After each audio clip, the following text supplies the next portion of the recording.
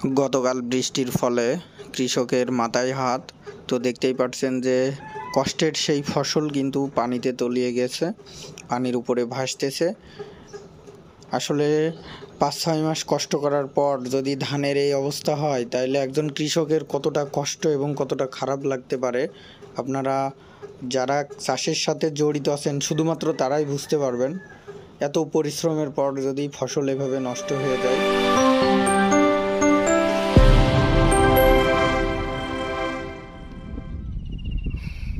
সুপ্রিয় দর্শক, সবাইকে নতুন একটা ভিডিওয় স্বাগতম। আমার ফেসবুক পেজ এবং ইউটিউব চ্যানেলে যারা দেখছেন, অবশ্যই আমার ফেসবুক পেজ এবং ইউটিউবকে সাবস্ক্রাইব করে দেবেন।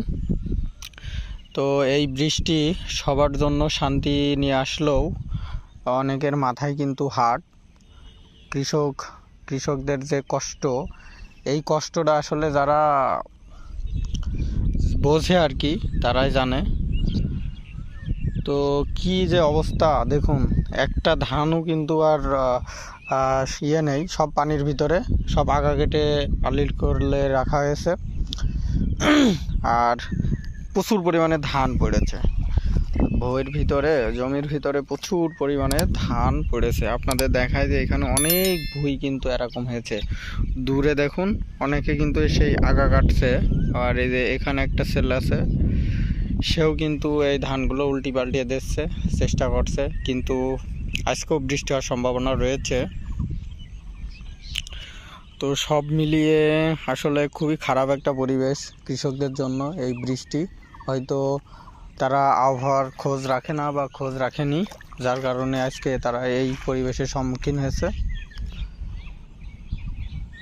তো পাশের আইল কিন্তু এটা আমাদের ছিল আর কি, এখান থেকে কিন্তু আমরা বিচালি করে নিয়ে চলে গেছি 2 দিন আগে। আর এরা 2 দিন পরে ধান কাটার কারণে কিন্তু এই ধরাটা খেলো আর কি। আসলে একটা কৃষকের ফসল 5-6 মাস দেখাশোনা করার পরে, সার ওষুধ দেওয়ার পরে যদি এই অবস্থা হয়, ফসল ঘরে তোলার মুহূর্তে যদি এই অবস্থা হয়, আসলে খুবই খারাপ লাগার একটা বিষয়, কষ্ট লাগার একটা বিষয়। তো এটা কম বেশি হয়েছে, মাঠে অনেকেরই কম বেশি হয়েছে। আবার দূরে একটা গাড়ি দেখতে পাচ্ছি যে হয়তো বৃষ্টি নামার আগ মুহূর্তে নিয়ে যাওয়ার চেষ্টা করেছে, কিন্তু পারেনি। খুবই খারাপ একটা আসলে যারা এই কৃষকদের কষ্ট বোঝে তারাই বুঝতে পারবে যে এই কষ্টটা কত। তো এখন আমি একটু সামনে গিয়ে দেখানোর চেষ্টা করব যে সামনে আর একজন আমাদের বাড়ির পাশের, সেও ধান উল্টাচ্ছে, দেখি তার কি অবস্থা। এদিকে সব তার একবারে ফেলা যায় না। 5-6 দিনের মধ্যে ধরো 5 বিঘে বাড়িছি, 5 বিঘে বাড়িছি। আবার খাওয়ার হইলে এত সব পারি।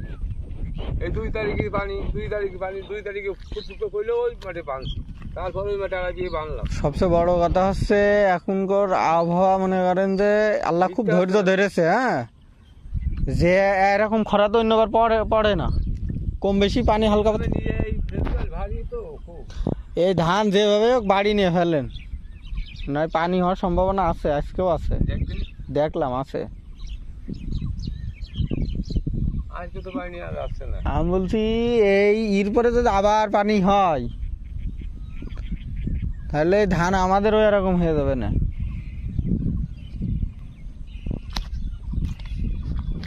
পানির ভিতর ধরেন সব ডুবে রয়েছে, নিচের খাটালের, উপর খাটালের ওটা পানি নেই।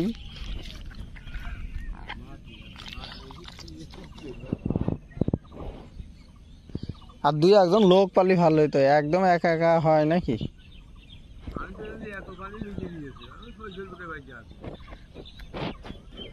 এই নিচে ডাক আসছিল,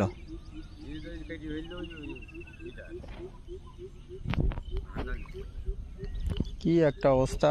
আরে কাটি নিয়ে এই ধানটা কার? নজরুল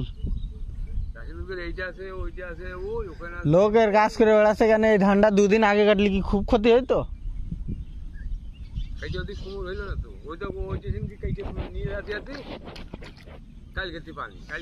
না, তারপরও এই ধানটা হচ্ছে কেটে ফেলা ভালো ছিল। আমরা তো এরকম ডাটের ধান কাটিছি ষষ্ঠী তালাই, তাও ড্যাঙ্গার হুই।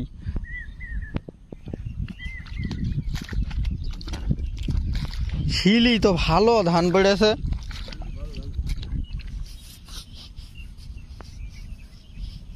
আমাদের ধরেন ওই ষষ্ঠী তলাটা বাদে এই জায়গা যদি 1 ফুট পানি বাড়ে আর বিচল হইতো না।